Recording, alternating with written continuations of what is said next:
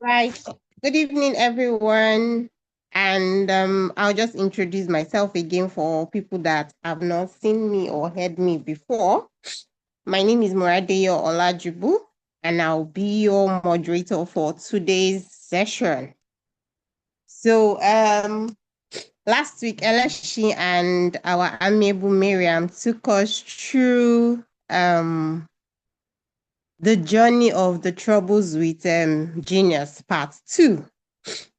And they actually taught us the importance of opportunity, hard work, cultural legacy in achieving success, as they gave us the illustration of the geniuses in the 19th century. And I'm sure all of us that were there last week learned one or two things from that particular session. And today, we will be talking about the very last part of the very last chapter of part 1. And our reviewer for today is Afis Ramon, and he'll be taking us through the 3 lessons of Joe Flem, right? And before we start today, I just want all of us to drop something in the comment section. What I want to believe that we all read this week's book. Let's just drop something. What did we gain from Joe Flem's story? What did I gain? What did you gain? Just drop it. Let us have this interactive session today, right? Let all of us put our thoughts together. Let all of us just drop something in the comment section, please. I'm not seeing anything in the comment section yet, too. Okay. I know somebody will drop something very soon. We are already increasing. So let's just drop what we've learned. If we've read the book, and if you've not read, just say I did not read. Put it in the comments like that I will read. I promise I will read. Okay? So for me, one key takeaway from his story is the importance of being in the right place at the right time. I know we cannot overemphasize that. We've read it and dreamt of it. And in fact, while we were growing up, our parents was always telling us, ensure you be at the right place at the right time. Yes, and seeing comment section, keep rolling it, keep rolling it. I will read. Something, something. Why now? Eh? Eh? I will read. This God. This is not good though. I didn't read, but I will read. Okay. So, anyways, I want to believe that everybody that has dropped something, they said they will read. Yeah, I've given you my own small insights, right? And I know that Afis Ramon will just do justice to that. And right now, I'll just hand over to our reviewer, Afis Ramon. Thank you. Afis, hi, can you hear me?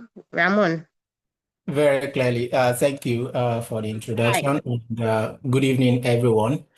Um, Actually, this chapter will determine who is going to finish this book. If you manage to read through this chapter, you are more likely to finish this book. And this book is actually very deep with a lot of insights and life lessons, right? So let me delve straight into the review, the 3 lessons of Joe Flom. Right, Joe Flom, according to the writer, was the last partner of the law firm Skating Apps.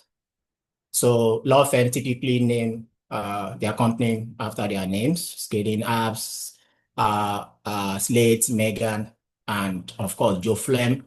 Joe Flom, who joined them as an associate at some point. The writer started by describing Joe Flom, his body posture, his big head, flanked by some funny hairs, and that led me to even checking how the person looked, and it wasn't really bad. It's not as bad as described. However, for the industry that he was targeting to work, that he was prepared for at his early age. Perhaps that was not the right look. So he grew up through the Great Depression of the year 1929 to 1939.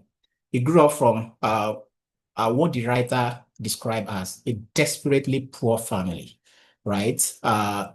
In the area of Brooklyn in the United States. He grew up from an Orthodox Jewish family. The area where he grew up is largely dominated by Jews, and Jews they weren't really loved during the era. So investment banking or legal practice was actually for the creme de la creme as at that time, right? So this man, Joe Flom, despite his background, and typically of this writer, he never threw away the role of your innate ability, even though the environment, the timing, preparation are also factors to success in life. He never threw away the role of your innate intelligence. Joe Flom add this to the peak. According to the writer, Joe Flom was the last living partner of this company, but he also died. He also died in 2011.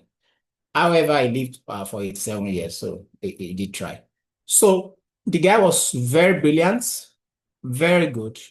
He took an entrance exam into a top school in the United States. This school, as at that time, had produced 3 Nobel Prize winners, 6 Pulitzer award winners, and of course, a justice of the Supreme Court.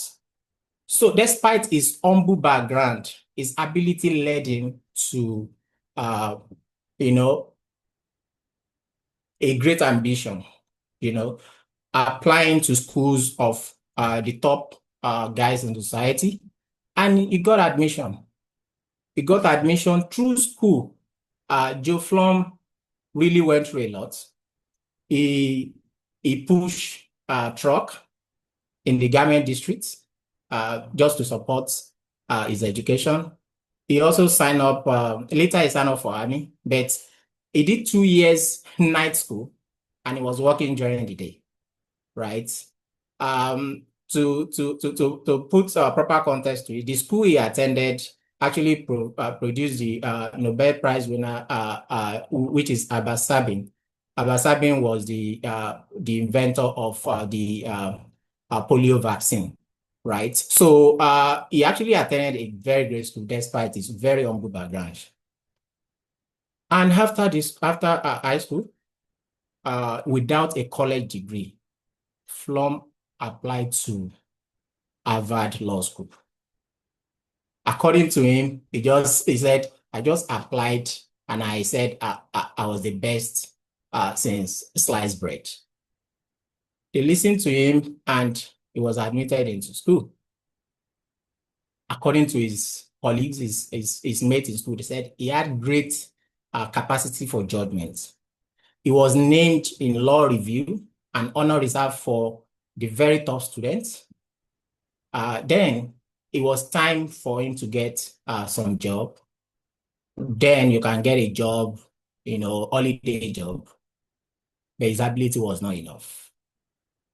And that's the point here.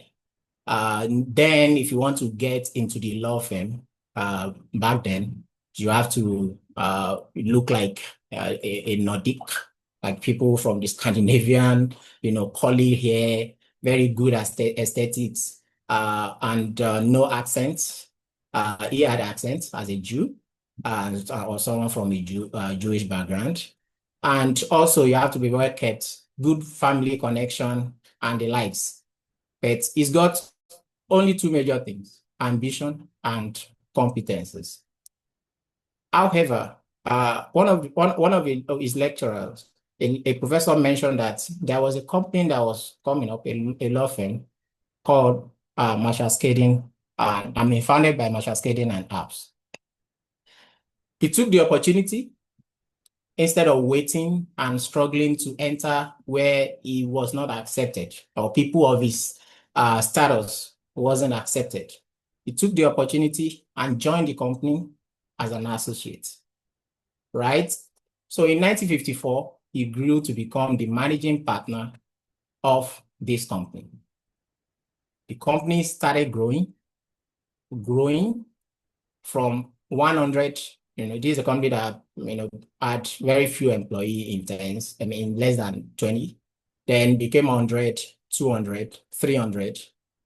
And at a point, they had about 2,000 employees spread in different offices.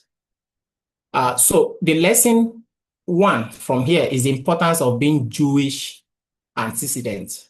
You will think, why is this why has disadvantage become an importance at the same time, right? So what the writer is trying to bring us to understand is by narrating the story of Alexander Bickel.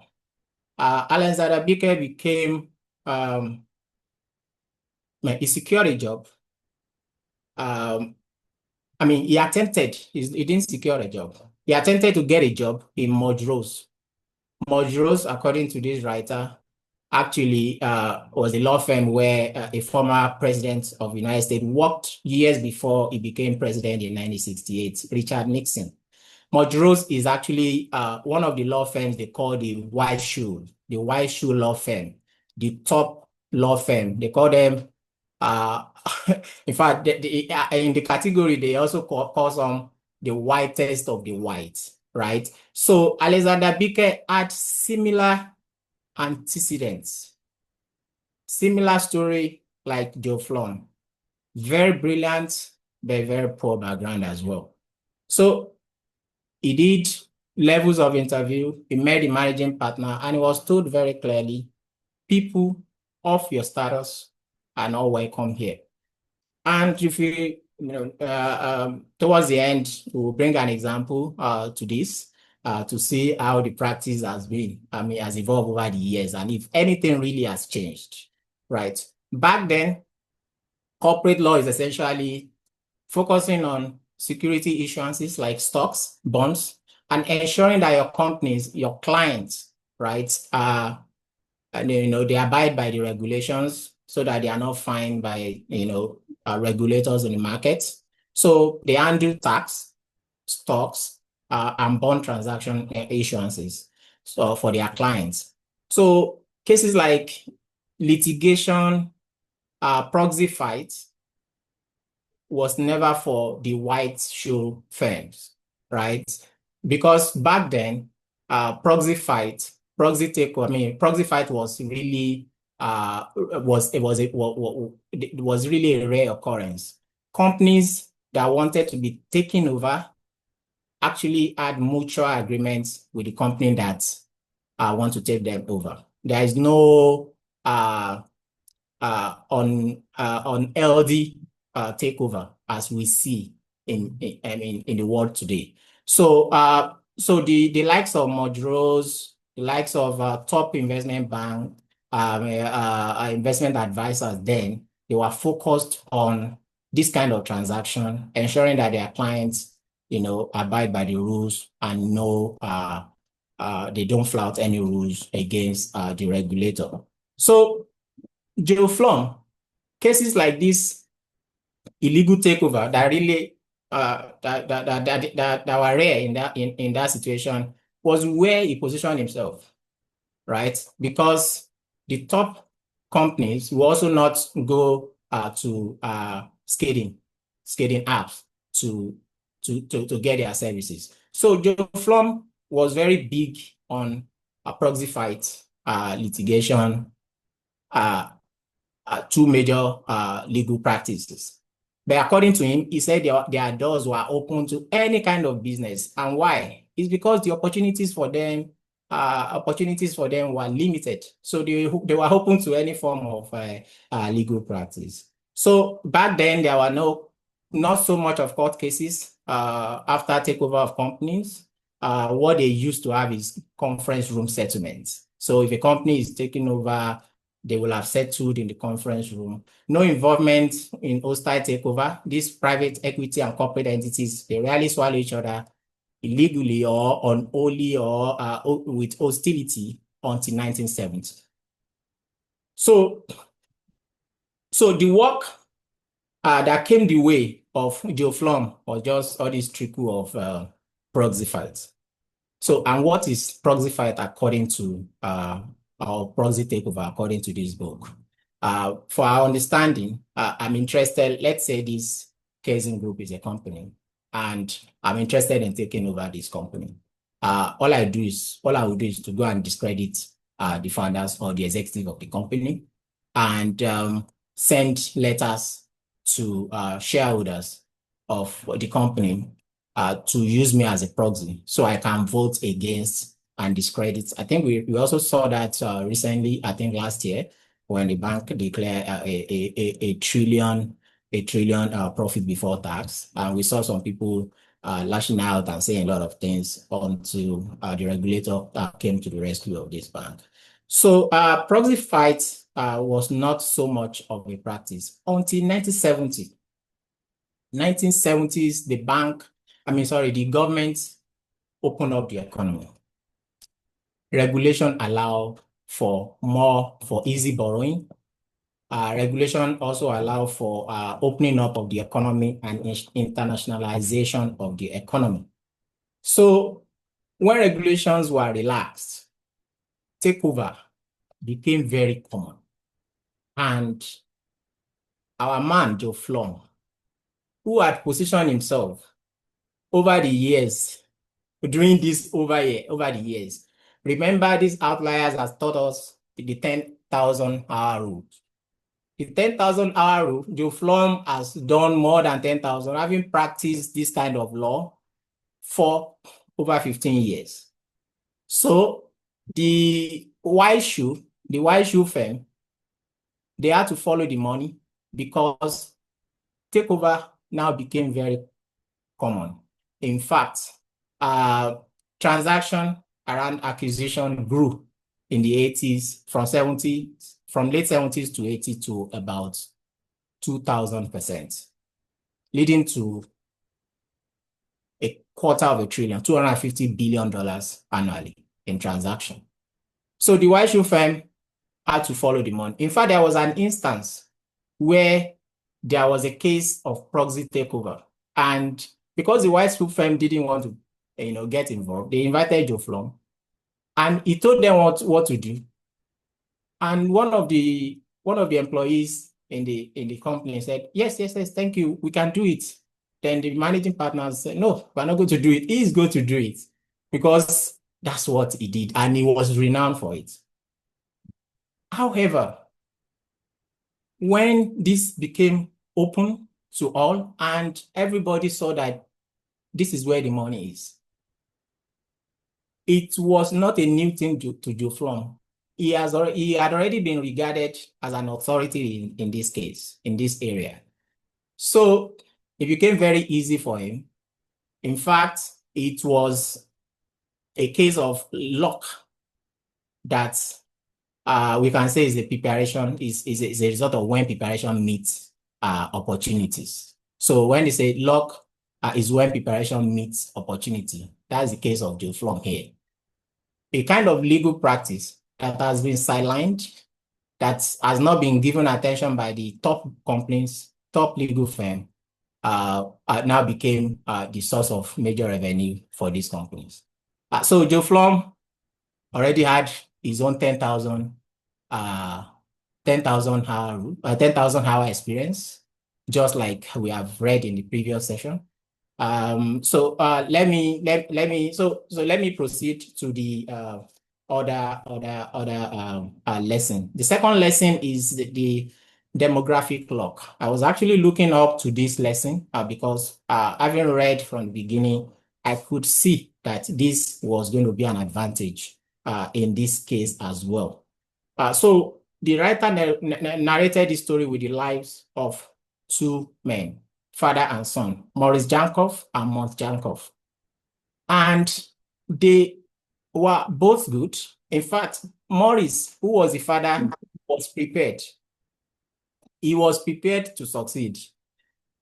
He got married at the beginning of the depression, economic depression, and started his career. He bought a beautiful car. He moved to Queens, a posh area, and he did everything he could do to succeed.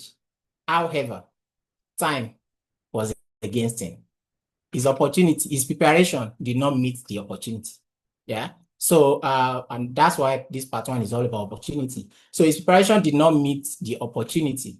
The writer took us back to the stories of the termites and when they graduated and the availability of jobs. According to the writer, Maurice Jankoff was born in 1902. The depression started in 1929. By 1929, Maurice Jankoff was 27. That was when he was starting his life, got married, bought a car, moved to a posh area. However, unemployment was rife. There were so many people chasing very few jobs. He was only he was a brilliant lawyer, ready to take the job, but he could only become like a scribe. And his era was described as having two major cataclysmic events, as the writer put it, devastating events. One was the depression, because as at the time he was starting his career fully, that's when the depression was at the peak. Then the second one was the Second World War. It was in late 30s. At late 30s, it's supposed to be a very productive year. Then the Second World War as well, which was around 1938 to 1945. So, interestingly, his son, Montjankov, so Montjankov, who came at a later time, around the 30s, just came at the right time. At that time, the population census was done. Number of people that were born during this period, it was very few. So after the depression, there were a lot of opportunities. Schools had fewer pupils and students. Hospitals were very open and not crowded. A lot of opportunity for growth for children. So Montjankov actually did much, much better. He actually had a cable company to himself, which later sold at a very high price. The next, which is the last lesson here, is the garment industry and the medical and the meaningful work, right? The garment industry and the meaningful work.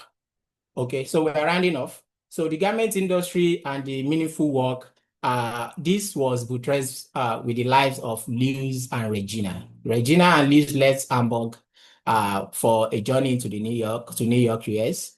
And they started their lives. They started hustling. There was nothing they didn't do. They sold banana. They sold a lot of things. They sold towel, but they never got it. But there's something important in the lives of Louis, who was the husband, right? He did a market research. He discovered clothing as an opportunity. There was a day he was going and he saw ladies wearing a kind of apron that was not very common and not produced all over the place. He got home and he saw he got an idea. He told his wife that he got an idea. However, what worked for them was the fact that before they traveled, at 12, he was already involved in tailoring activities, already perfected his art. The wife also was doing the same thing at age 16. So by the time they got to the US and saw this opportunity, it was back-to-back success for them. They kept producing, increasing, and they became employer of labor.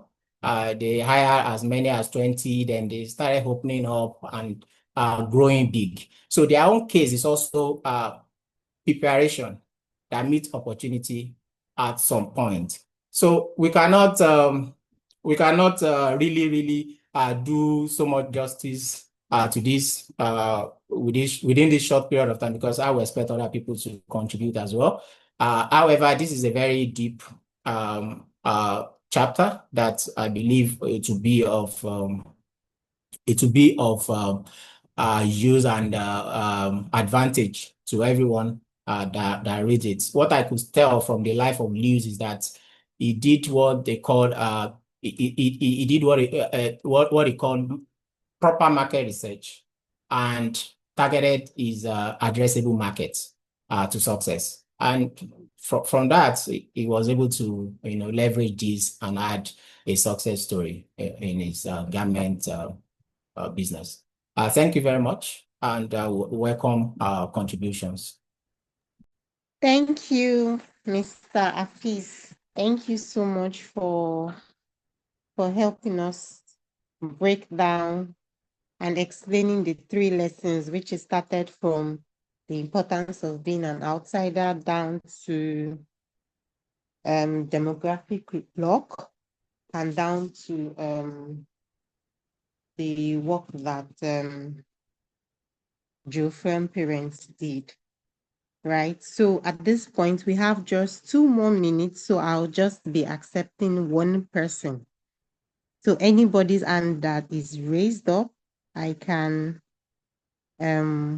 just listen to what you have to say and we'll end for the day. While I also, okay, I don't have any hands up, so I want to believe nobody. Okay. So I'll just give my own summary since nobody has, I can't see any answer, but if you have any contribution, the chat room is open for all of us to drop 1 or 2 things there while we go ahead. Okay, so in reading this book, right, like our reviewer had mentioned, being a Jewish actually helped him. And the fact that he was born within that time frame also was also an advantage to Joe Flem, right? Even though, and that this particular advantage actually helped him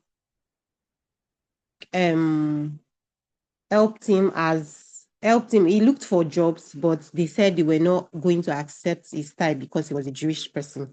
So they had to start their own firm.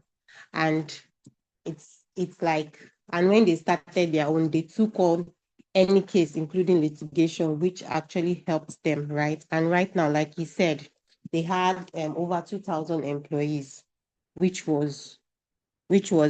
made him an outlier, right? And he also adapted. He was born into a poor home, but he didn't take that away from him. He strived for success, and at the end of the day, it was, wow, it's 8:00. It was actually successful. Okay. Even though I had some other things to say, but I guess it's already 8:00 by my time, and I have like 2 things to drop. So next week we'll have our game night. As our culture at the end of every month, we'll have game night. So next week is our game night, and we would be training our questions from the very first chapter to the 5th chapter. That's all for part 1. So I would employ all of us to partake in next week's game night, where we'll also invite our friends and families to also join. And also, please, let's try and engage in our social media handles, Twitter, Instagram, Facebook, and the likes. And also, you're welcome to like, comment, share our posts. And also, we have a WhatsApp group where we can also communicate. And if you also want to be our next reviewer, you can reach out to any of us. And we're happy to have you. All right, so I'll say thank you to everyone. And as for people that have promised to read, please read. Thank you. And see you next week, game night. Have a lovely evening, everyone. Bye for now. Bye. Thank you.